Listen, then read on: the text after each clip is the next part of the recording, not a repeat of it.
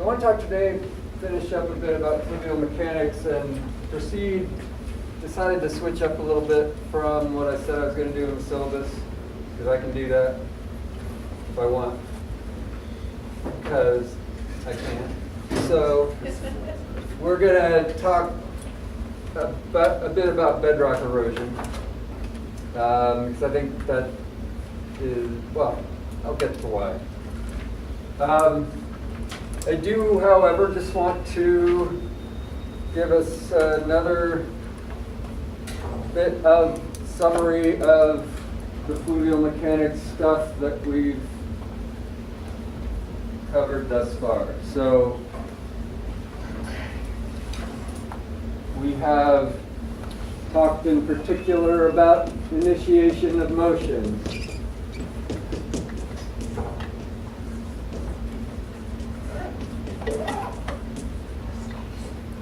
And in particular, that we're going to have a go condition for our funny tau star greater than the tau C star. That tau star is dimensionless. The tau C star we get from the Shields diagram, or modified Shields diagram. And tau star is a dimensionless shear stress. And we're going to be picky about it. We can write it like that, where we've got tau 0 being the boundary shear stress, rho W being the fluid density, water density, R being the relative submerged specific density, which for quartz is 1.65, G gravity, D grain diameter. Now, if we have uniform steady flow, then we can write down something a lot simpler, and we're generally always going to assume uniform steady flow for purposes of this class at least. And it's generally a pretty good first approximation, even if it's not strictly true.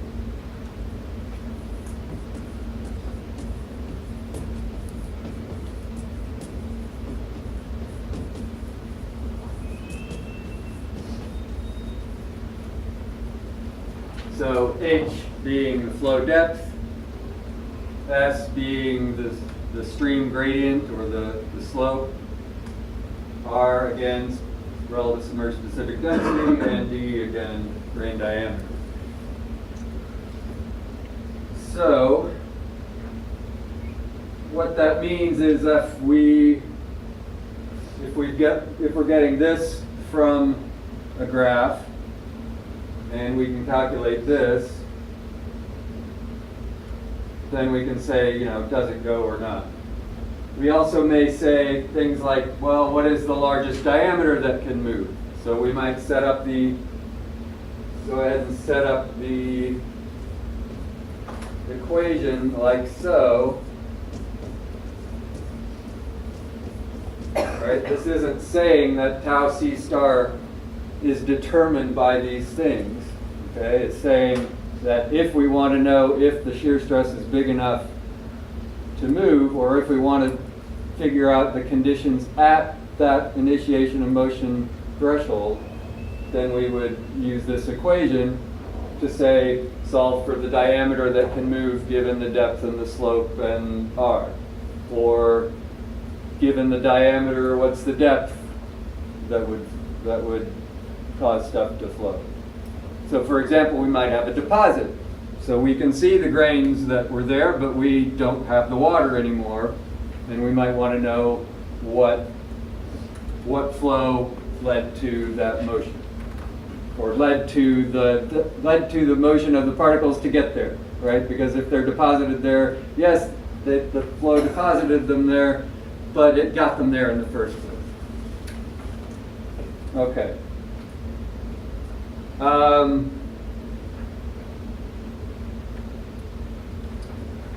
We also talked a fair amount about turbulence.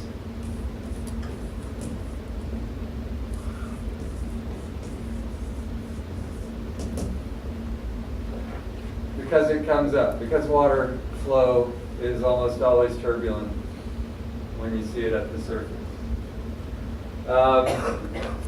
And so we talked a bit about the effects of turbulence, because it does have a marked effect on the behavior of the flow. In particular, it gives it a large, effective, turbulent eddy viscosity.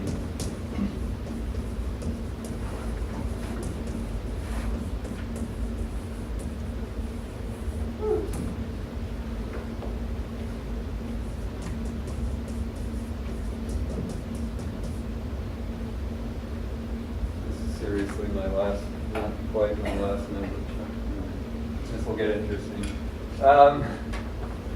So, in particular, so we're saying large effective turbulent eddy viscosity. And what I mean by large effective is that the turbulent eddy viscosity is much greater than the molecular.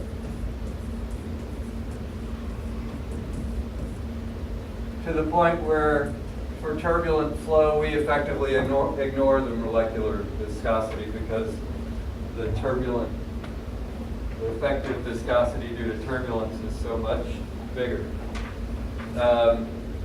And moreover, it affects, it gives us the way, unlike a molecular viscosity, which is strictly a material property, which is constant throughout that material, as long as the other conditions are the same. This turbulent eddy viscosity is not necessarily constant throughout the material, because it's a property of the flow. So very close to the boundary, it's actually still going to be like laminar or viscous type behavior. But as we move away, we get the influence of bigger and bigger eddies, and hence our eddy viscosity increases with distance from the boundary. The implication of that is that we end up with the so-called law of the wall,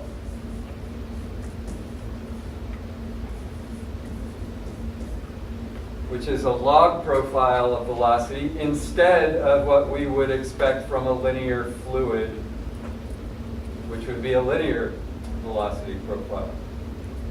So if I were just going to sketch up velocity versus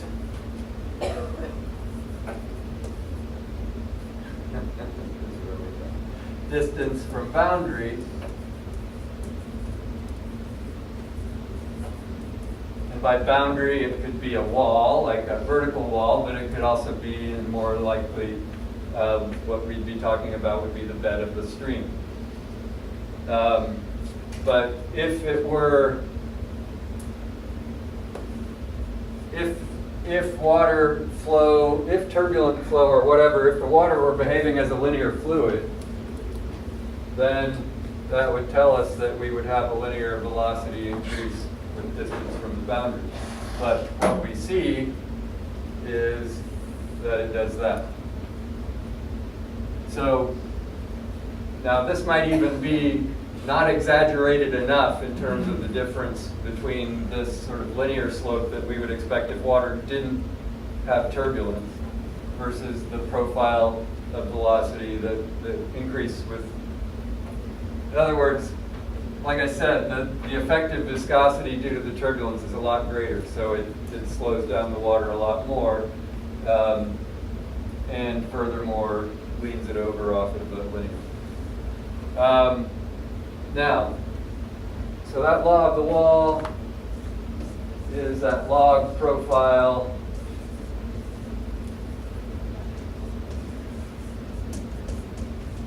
like so. Okay. And we get a couple of things from that are useful and worth writing on the board right now. So one is that that steepness of that log function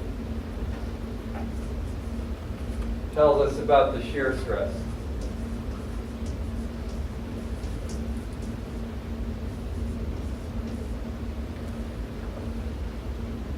And the very fact of the log shape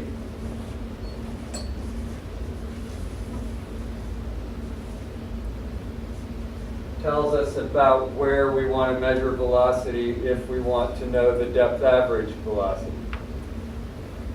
So, you know, if we had a linear profile, then the average would be at the halfway point, right? But we have a log profile, so the average is not at the halfway point, it's at the 0.4 point. So this tells us that the time average velocity at a height of 0.4 times the total depth is equal to the depth average velocity, which I'm denoting here as a capital U. Okay, so this depth average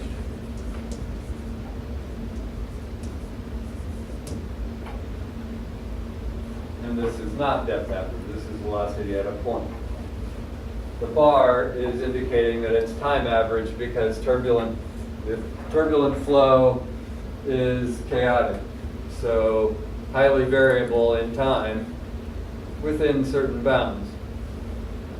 And so when we measure velocity, generally, unless we really want to know what those short-term variations are, we measure it over a period of, say, 40 seconds in order to get a good time average.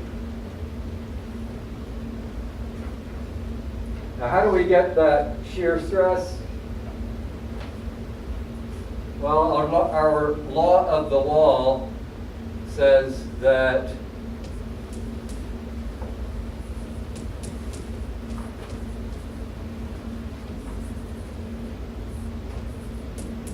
we've got a point at which there's a zero velocity. And that's dependent on the roughness scale of the bed. This U star is our so-called shear velocity, and kappa is a constant, 0.4 as it turns out. U star is a thing we kind of made up. I didn't do it, but somebody made it up because they wanted essentially a shear stress that had units of velocity. So that shear velocity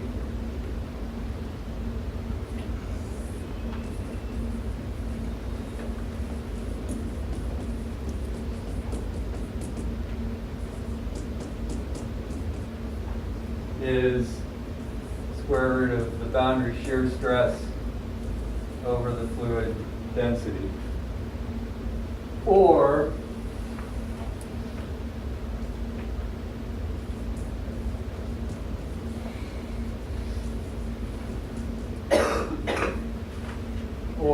we can say the boundary shear stress is equal to the density times the shear velocity squared.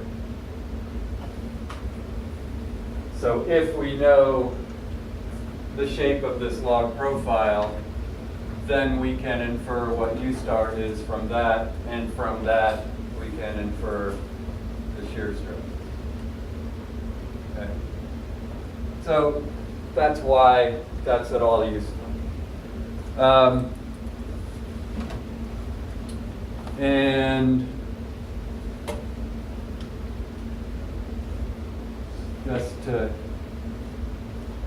reiterate, this is our Shields diagram. The thing we care about on this is this black line. The vertical lines are just other information.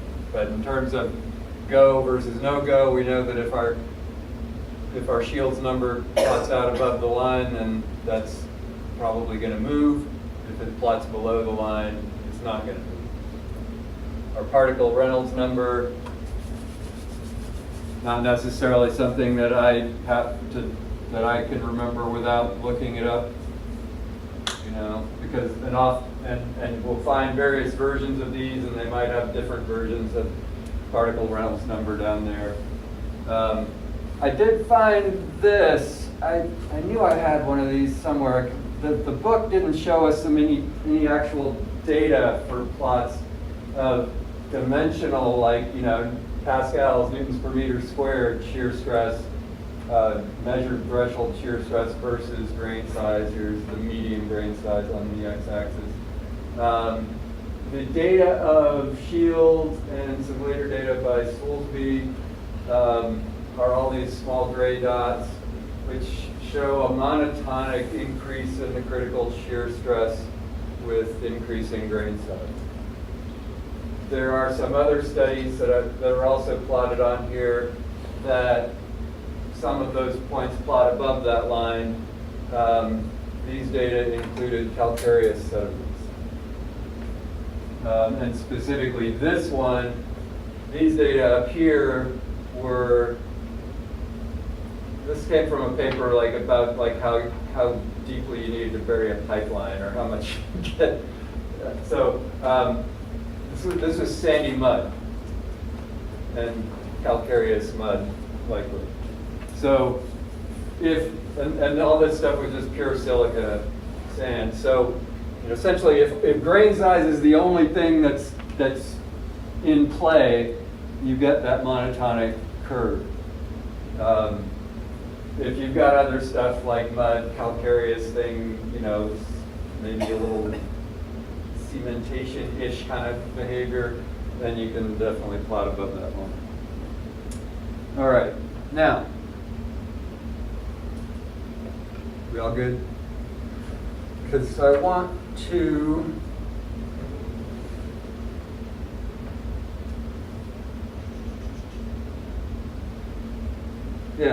like I said, I want to change things up a bit so we can proceed from this directly to some stuff that I think is really interesting. Implications of this initiation of motion in particular. So I mentioned, I think, that initiation of motion criteria, an initiation of motion criterion can tell us about, say, stuff to do with paleofloods, for example.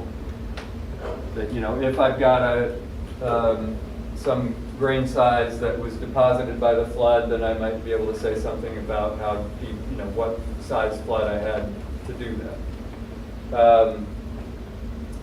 And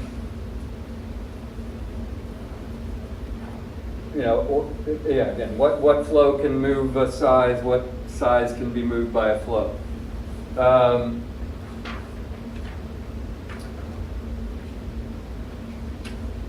But let's talk then about what that might have to do with bedrock erosion, because it does.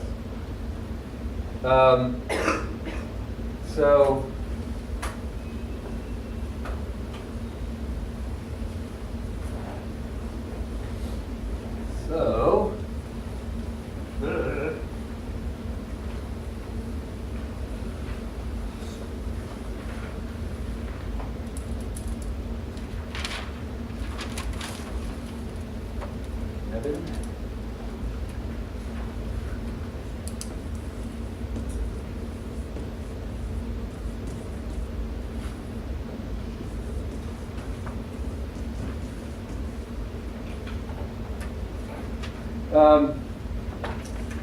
let's talk about the mechanisms for bedrock erosion.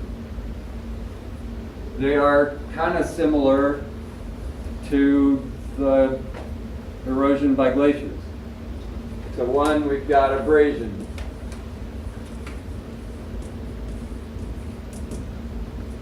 And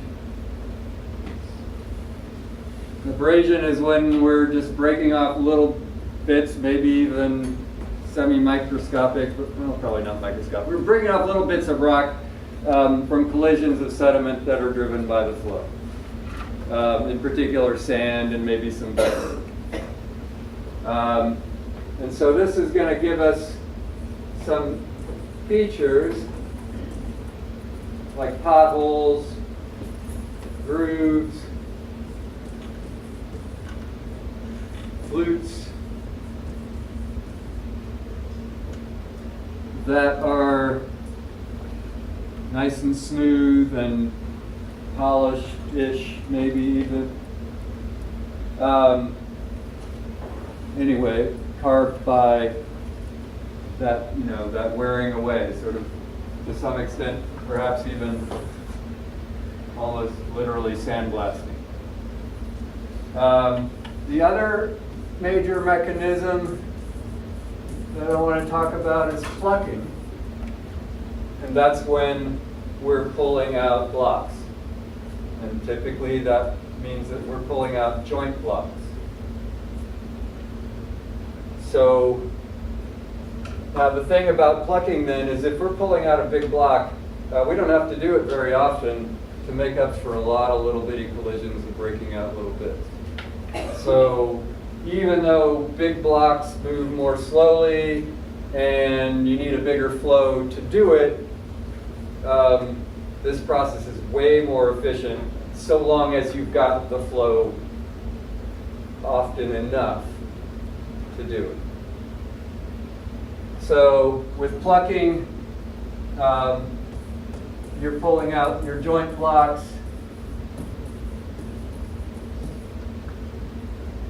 And again, it's much greater than abrasion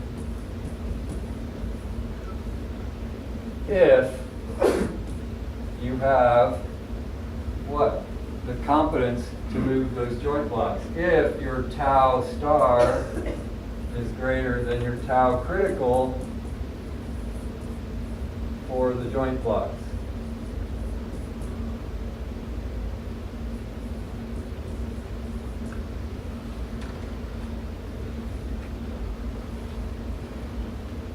Let's come to that.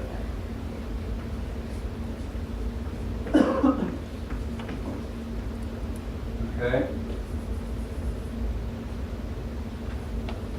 Let's look at some of the implications of that. This is stuff that I particularly find pretty fascinating.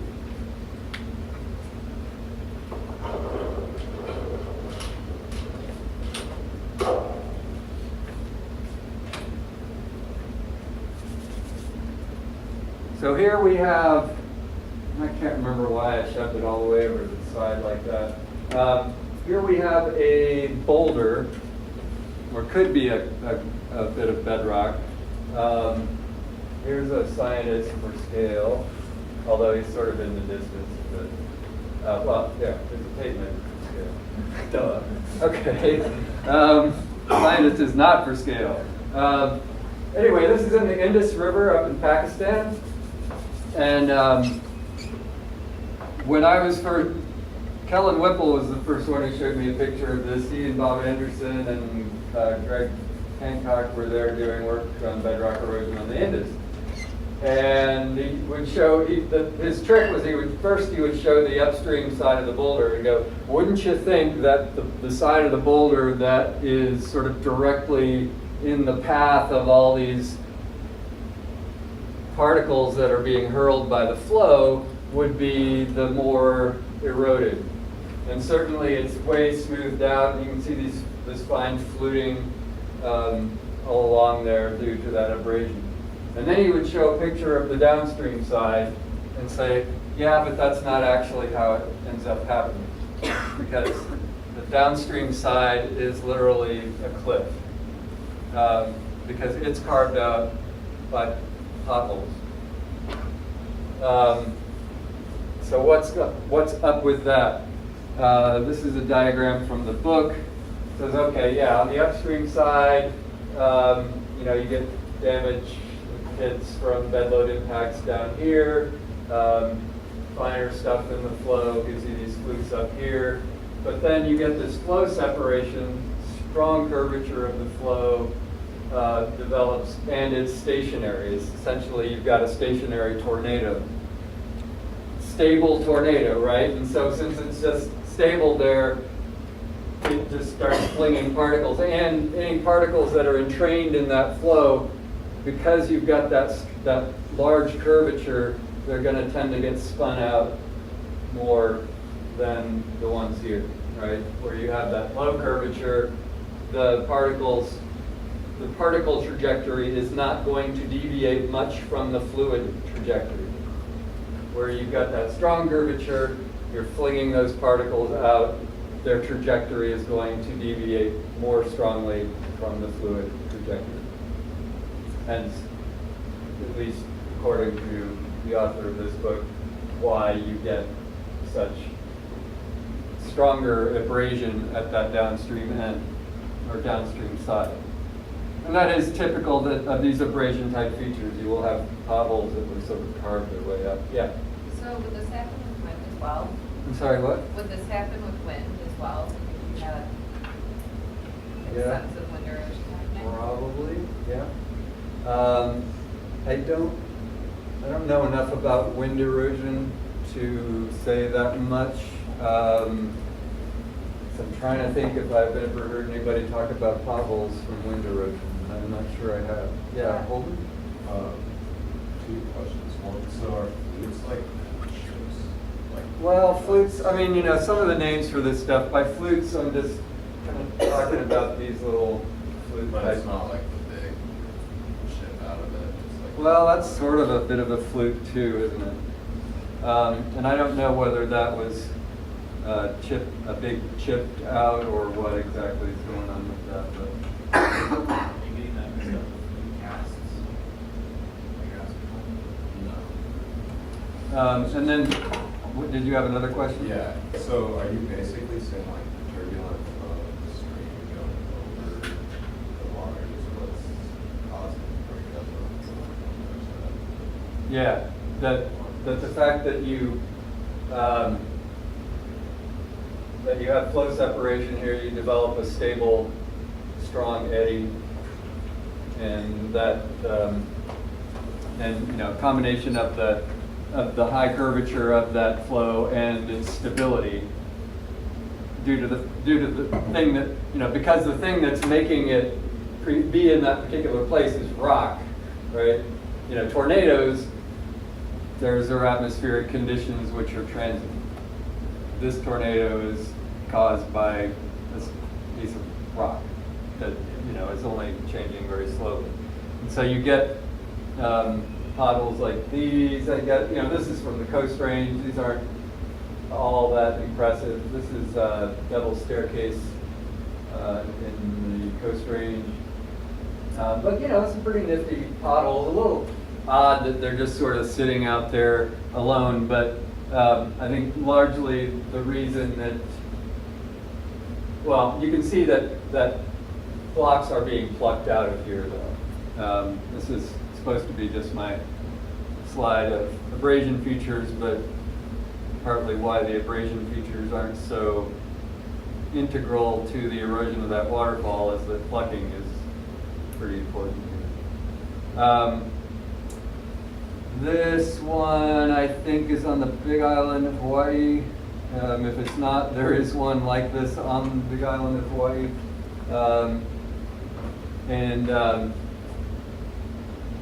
See in this basalt, that this stream is just carved as a series of big potholes moving their way up. Here we see the similar sort of thing in the Navajo Sandstone. Again, a slot canyon that is essentially a series of potholes.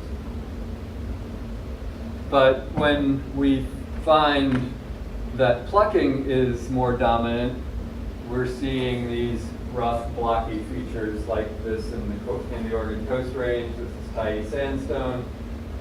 The beds are maybe a meter or less thick, and it's broken up enough, cross-jointed and so on, that blocks are able to get moved out. Here's another spot in the Coast Range. This is, I think, Lobster Creek near Alsea. And you can see these blocks. So this is the bank. You can get a hint. I think those are tree roots up there. And so these blocks are just kind of weathering out of the bank. They're coming pre-jointed, it appears, and the flow is moving them bit by bit. Again, even though the blocks are moving slowly, it's a lot easier. One block is worth a whole lot of abrasion. This is, I believe, I wanted this at least to be Lewisian gneiss in Scotland. It is in Scotland. If it's Lewisian gneiss, then it's 3 billion year old rock, which is pretty awesome. And you can see these big blocks that are coming out and whittling away at that little falls. So, you know, in pretty much all of these examples, and here's just another which also shows a block downstream. You know, you've got to be able to move the block, you got to be able to carry it, which means you've got to have that tau star greater than the critical, you know, for threshold of motion. And by and large, we seem to, in all these cases, be talking about blocks about yay big. You know, something like a meter diameter or smaller, maybe. You know, but give or take. Now it is perhaps worth asking how do we break out blocks? We can do it any number of ways, but this is the most interesting. So we could do a bit, you know, we could do a bit of crack propagation by just say other blocks rumbling along on the bed and hitting and, you know, propagating cracks. This is a phenomenon, or illustrates a phenomenon known as hydraulic wedging, I believe is what geomorphologists have been calling it. So what we're seeing here is there is a crack in this bedrock, and it is filled with gravel. And if we believe the authors of the book, that gravel is wedged in there too tightly to pull out. Now, for the book authors, this is the kind of smoking gun as to how that gravel can and cannot be forced into those cracks. Because I had sort of thought, well, you know, the way you get gravel wedged in there is by hammering it in with bigger rocks, boulders, other joint blocks. The Andersons point to, well, but this is a sharp corner. You know, you're not going to get the gravel, you're not going to get a big boulder that's going to hammer it into a crack at the end of a sharp corner like that. And so what you have, but what they do say is, well, you fill the channel up with water, the general stress pattern changes such that the crack opens up a bit. And then gravel falls into it. And then when the water goes away, the stress pattern changes and the crack wants to close back up, but now it's got gravel in the way. And because it's got the gravel in the way and it wants to close, it will tend to propagate the crack at the tip of the crack.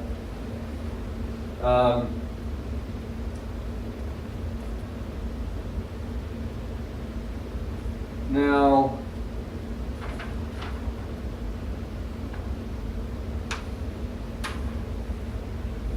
that's where I'll stop this. Okay. So let's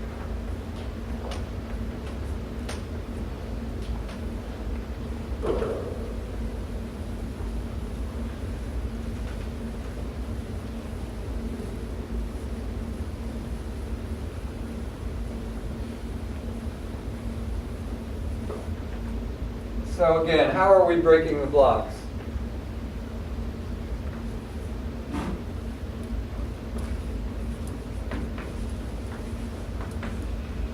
I mentioned bashing, you know, highly technical term. Hydraulic wedging, a nifty term. Nifty little phenomenon. But it almost, you know, in some sense it hardly matters what actually pries the block out, so long as we have joints. Because almost always these blocks are breaking out along pre-existing joints. And so, well, what's determined by the joints? Well, the joints have their spacing.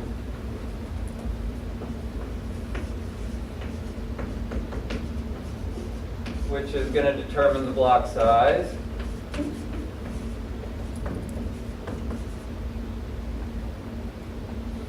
Okay, and therefore, what flows would be necessary or required to move those blocks.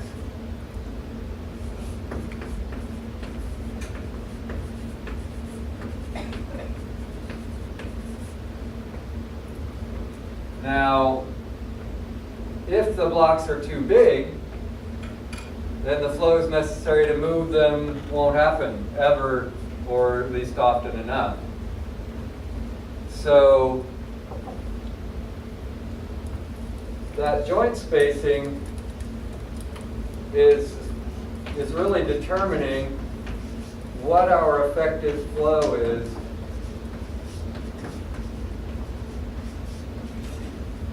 for bedrock erosion.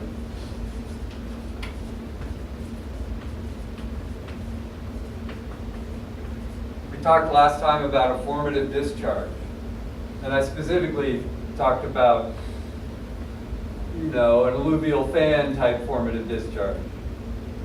But we can infer from features of a bedrock erosion what the formative discharge might be for bedrock erosion.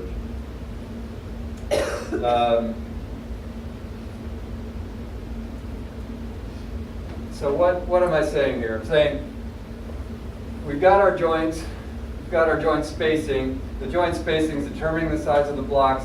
The size of the blocks, the size of the flows is determining whether we've got this condition here often enough to do bedrock erosion via plucking, or whether we're limited to doing it via abrasion. So if the joint spacing is small enough, then we'll have large, relatively uncommon flows that will dominate bedrock erosion via plucking. Otherwise, a wider range of flows, including a lot of smaller ones, will erode bedrock via abrasion. And so those flows only need to be able to carry sand and maybe some gravel or cobble.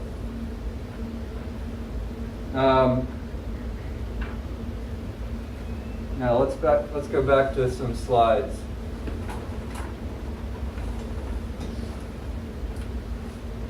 The slide that you will be able to see when I turn off the lights is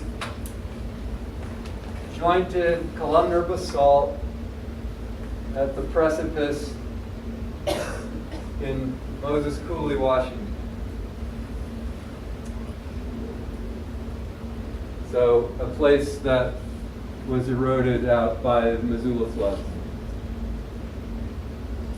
And evidently, we would appear anyway, as we see this pile of broken rocks down here below the precipice of this precipice is right about here. A little bit hard to see because, we've got this wonderful contrast between big rock and rock in the distance. But the rock in the distance is in piles. Again, the size of the rocks in those piles is the same, is determined by that joint spacing. In this case, the columnar joints, or the whatever you call those joints, in Moses Coulee. And so it would appear, at least in this case, that the Missoula floods accomplished the retreat of this particular waterfall via plucking. Now, I mentioned Navajo Sandstone. Navajo Sandstone is a ridiculously massive formation. It has no friggin' joints in it, at least not close enough. I mean, so this is a joint block. That's a person. Okay, so it does not appear that there are flows. This isn't Paria Canyon.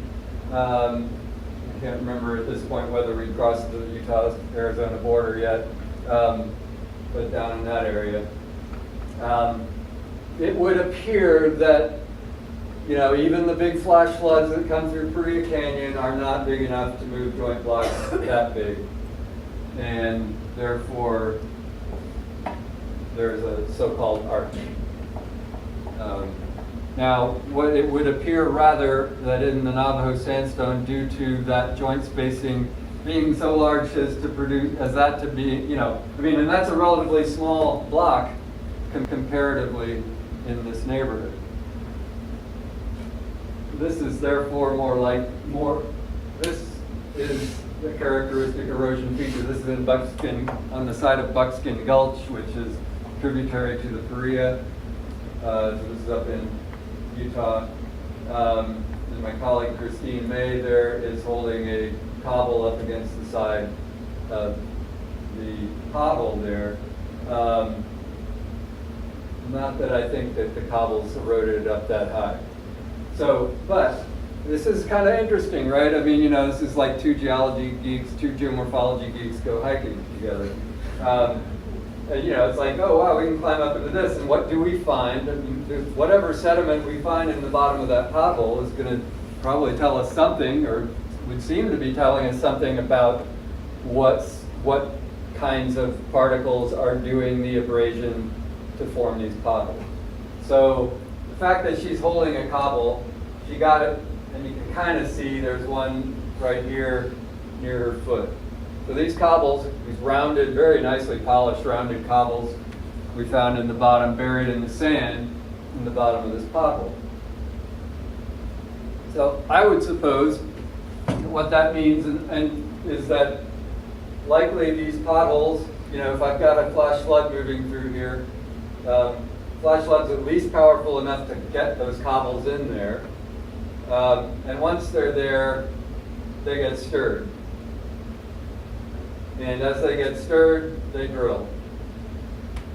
But, you know, they drill a relatively narrow hole, and then you've got the sand in there that gets caught in those vortices and flung out onto the sides of the pothole, and therefore widens it as you go up. But that widening is, you know, it's maybe a meter up. And then it seems that the size of the pothole, or the diameter of the pothole, is relatively constant from that point up. But that's kind of cool. Anyway,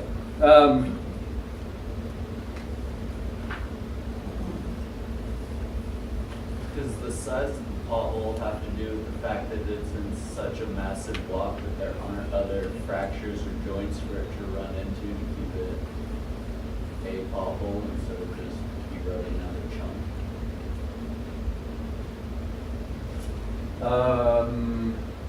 Entirely sure. I mean, the chunks, if there were chunks that could be broken out, you can maybe see a joint here. But, you know, even the raging flash floods coming down this canyon, and this is one of those great canyons that, you know, there are places you can touch both sides. That those floods are nowhere big enough to rip out and or move blocks of Navajo sandstone. It's just, I mean, you can see apparent bedding planes, you know, some slight variations in the strength of it, but they just don't translate to actual joints. And I'm not sure I'm answering your question because I'm not sure I know how to answer it, except to say that the fact that the erosional features in here are dominated by things like potholes rather than, you know, and smoothed off bits rather than jaggedy edges indicates that it is abrasion that is carving this canyon. I'm not sure. Maybe. I guess my question might be, how come that pothole is so large compared to potholes I see in the Coast Range? Oh. In like our rivers? Yeah, that's a decent question. Okay. Well, yeah, I mean, otherwise it's a lousy question. Well, let's think about that, though. I mean, let's look at evidence. That's the Coast Range. These potholes are similar diameter. They're just not as deep. And why aren't they as deep? I think this is what gets to your question. Like, okay, yeah, you see potholes in the Coast Range, but they aren't the formative features of this waterfall. The formative feature of this waterfall are the jaggedy edges of the blocks that have been ripped out. And so yeah, I mean, if we go to places like this where there's sort of waterfall after waterfall, plunge pool after plunge pool, and the formative feature is the pothole. So,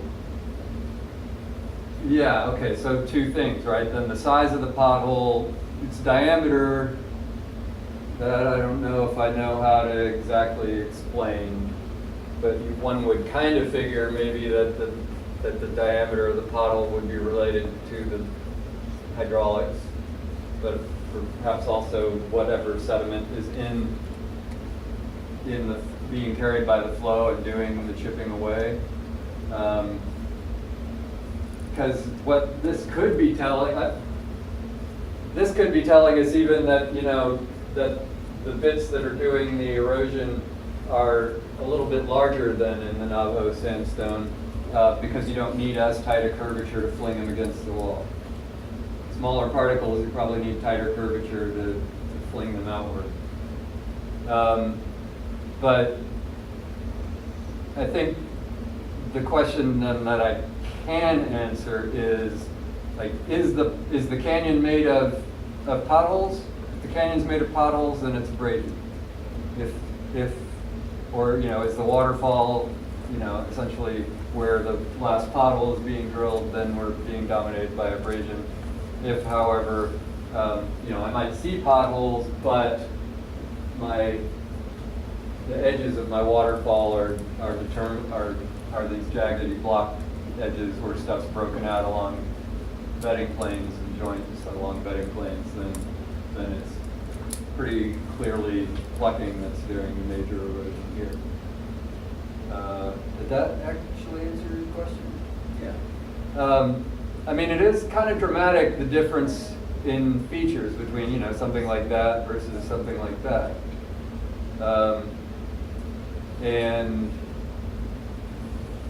And so it is, on that level, it is, and you know, especially when you see these blocks displaced out there. But, you know, so what does it mean? It means that, yeah, the size of the flow obviously has a role to play here. But it is kind of interesting. I mean, there doesn't seem to be that much variation in the size of blocks or in the sort of upper size limit of blocks.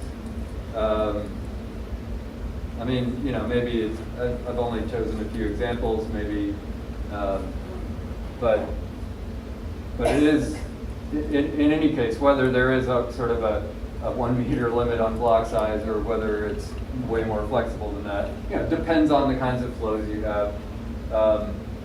But it is that interplay between what are the big flows and what are the large joint blocks. And if your larger joint blocks are too big to be moved by your bigger flows, then it's not going to happen. And if it's not going to happen, then you have to wait for abrasion to erode the rock, and it's just going to be a lot slower. Arguably prettier. You know, I mean, the Navajo Sandstone erosion features are awfully pretty. But kind of cool to imagine the floods ripping that stuff out too. So that has its own beauty, I suppose. All right, so Monday is not class. Monday is Veterans Day. Therefore, we'll have no class, and I will see you next on Wednesday. So a great long weekend. Is there a quiz due on Wednesday? There is, yeah, I meant to, okay, so the quiz is not actually posted yet. It's almost done. So I will post an announcement when it is posted. It won't be like midnight this time.